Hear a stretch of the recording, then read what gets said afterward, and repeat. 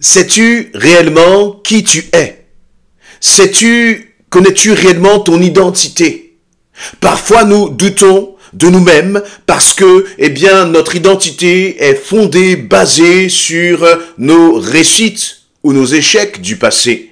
Nous fondons notre identité, notre assurance sur notre parcours, sur notre éducation, sur nos diplômes, sur notre carrière, sur même parfois le regard que les autres ont sur nous. Tu fondes parfois même ton identité, ton assurance sur la façon dont les autres t'apprécient ou ne t'apprécient pas, sur les remarques que les autres te font, sur les encouragements qu'ils te font ou sur les critiques qu'ils te font.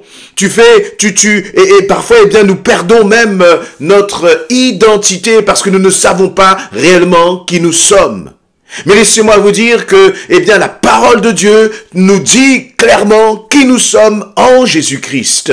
Et il est bon de se rattacher à cette définition. Il est bon de toujours s'enraciner dans ce que dit Dieu de toi, dans ce que dit Dieu de moi. Et là, il nous est donné un exemple dans 1 Pierre, chapitre 2, à partir du verset 9, où il nous est dit ceci: « Mais vous êtes une race élue, une communauté de rois prêtres, une nation sainte, un peuple que Dieu a libéré pour que vous célébriez bien haut les œuvres merveilleuses de celui qui vous a appelé à passer des ténèbres à son admirable lumière. Car vous, qui autrefois n'étiez pas son peuple, vous êtes maintenant le peuple de Dieu. Vous qui n'étiez pas au bénéfice de la grâce de Dieu, vous êtes à présent l'objet de sa grâce. Dans ces quelques versets, il y a une richesse, il y a une profondeur qui balaye finalement tous les mensonges de l'ennemi, tous les mensonges que tu peux toi-même avoir à ton égard. Tu peux croire que tu ne vaux rien, tu peux croire que tu es faible, tu peux croire que tu es incapable, tu peux croire que tu es inutile, mais tout cela ce sont des mensonges, parce que ta valeur elle est en Jésus-Christ. Et voici ce que Dieu dit de toi: tu fais partie de cette race élue si tu as donné ta vie à Christ.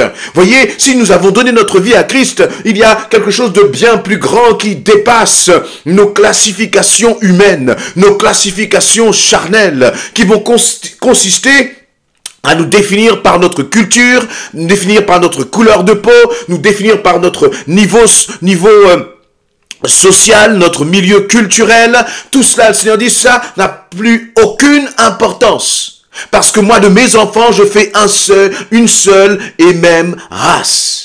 Une race élue, c'est-à-dire des hommes et des femmes dans qui coule le sang précieux de Jésus-Christ. Des hommes et des femmes qui ont été choisis, qui ont été appelés, que Dieu s'est mis à part pour sa gloire.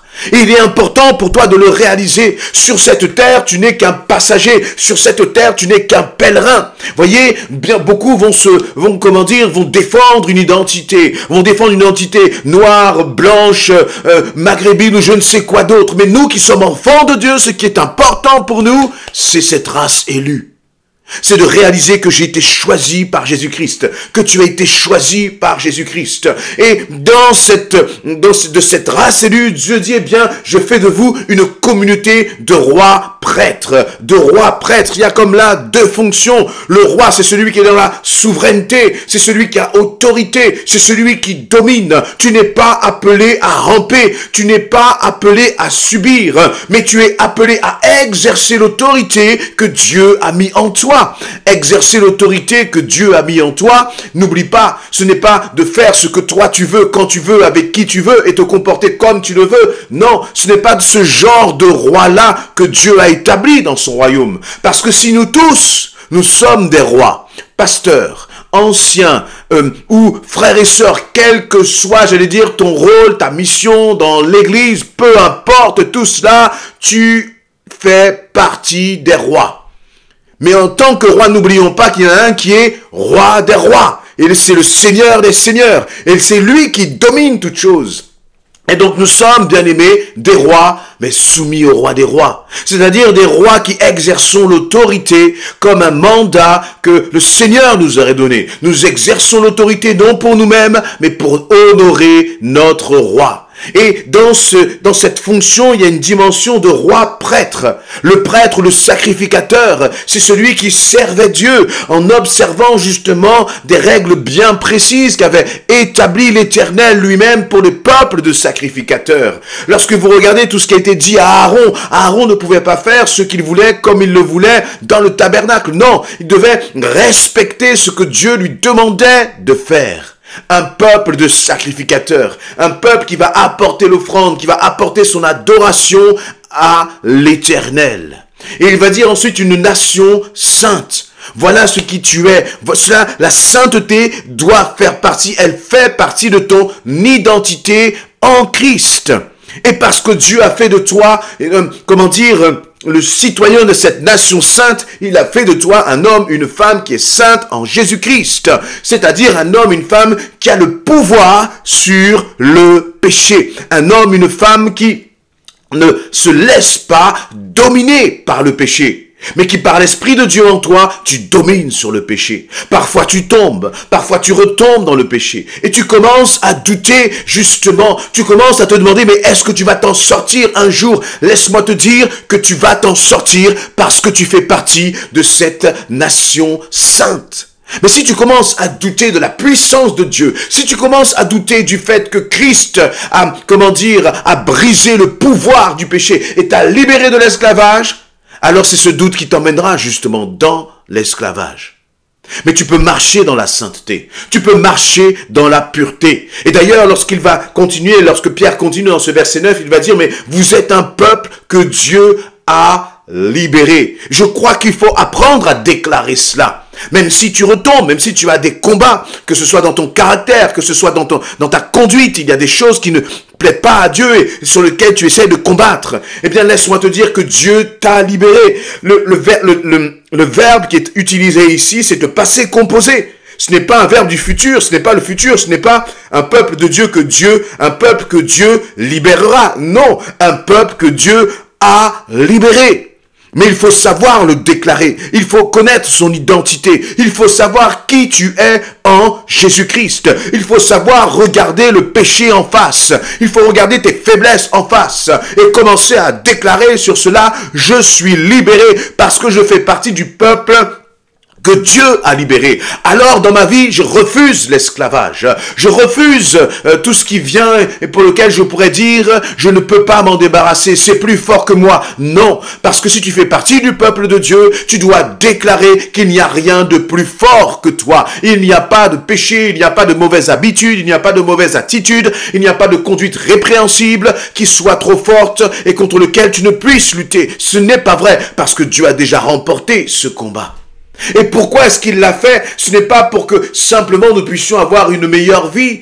Vous voyez, ce n'est pas simplement pour cela, mais il va dire que je vous ai libérés pour que vous célébriez bien haut les œuvres merveilleuses de celui qui vous a appelé à passer des ténèbres à son admirable lumière. Lorsque l'on est enfant de Dieu, on fait partie de ce peuple pour lequel Dieu nous a appelés à faire quoi? Non plus à marcher encore dans les ténèbres, mais à passer des ténèbres à son admirable lumière, l'admirable lumière de Dieu. Voilà ce qui doit te revêtir, voilà ce qui doit être dans ton cœur, voilà ce qui manifeste ton identité en Christ. Et Dieu a fait tout cela pour que tu puisses le célébrer bien haut, pour que tu puisses célébrer bien haut ses œuvres merveilleuses. Et c'est ce qui fait encore là aussi notre marque, la marque du chrétien. C'est celui qui finalement, lorsqu'il regarde le passé, lorsqu'il regarde tout le chemin parcouru, eh bien, il célèbre l'Éternel. Il ne se célèbre pas lui-même. Il ne s'enorgueillit de rien. Mais toutes les bénédictions, tout le chemin parcouru, toutes les victoires obtenues, toutes les délivrances expérimentées sont là pour que tu puisses dire une chose. L'Éternel est grand. Je reviens de loin. J'ai traversé bien des déserts, mais l'Éternel m'a libéré. L'Éternel m'a délivré. L'Éternel m'a donné la victoire. Et je suis passé des ténèbres à son admirable lumière. Et je termine avec le verset 10. Car vous qui autrefois n'étiez pas son peuple, vous êtes maintenant le peuple de Dieu. Voyez, dans notre, dans notre humanité, nous sommes fiers de nos descendants, de notre lignée, et c'est bien, il n'y a pas de mal à cela. Voyez, être fier de sa culture, c'est bien. Mais il y a un peuple qui est particulier, c'est le peuple de Dieu. Il dit, mais vous étiez autrefois des étrangers. Autrefois, vous n'étiez pas mon peuple. Vous voyez, dans nos pays, on parle beaucoup de l'immigration. Il y a des étapes à passer, pour démontrer que on est digne finalement de faire partie de cette nouvelle nation au niveau de ce monde. Mais il n'y a aucun passeport. Il n'y a aucune carte d'identité. Il n'y a aucun visa qui puisse nous donner accès au royaume de Dieu, si ce n'est le sang précieux de Jésus-Christ. Si ce n'est ce sang qui a coulé, je n'en suis pas digne, tu n'en étais pas digne. Mais là, le Seigneur te dit, eh bien, tu étais un étranger. Mais maintenant, vous êtes le peuple de Dieu. Un peuple dans lequel Dieu est à la tête. Le plus beau des peuples, le plus grand, le plus puissant des peuples. C'est le peuple de Dieu. Mais ce peuple-là, on ne se bat pas avec des armes charnelles pour y parvenir, pour y rentrer. Mais on s'abandonne simplement à Christ. On donne sa vie à Christ et on marche dans, la fidélité à Christ, sachant que pour l'instant, ce n'est que le voyage. Ce n'est que le parcours pour nous emmener ensuite dans cette félicité céleste. Là-haut, dans le royaume de Dieu, où nous célébrerons, nous chanterons, nous glorifierons Dieu ensemble. Mais pour le moment, mon frère, ma sœur, réalise qui tu es en Jésus-Christ.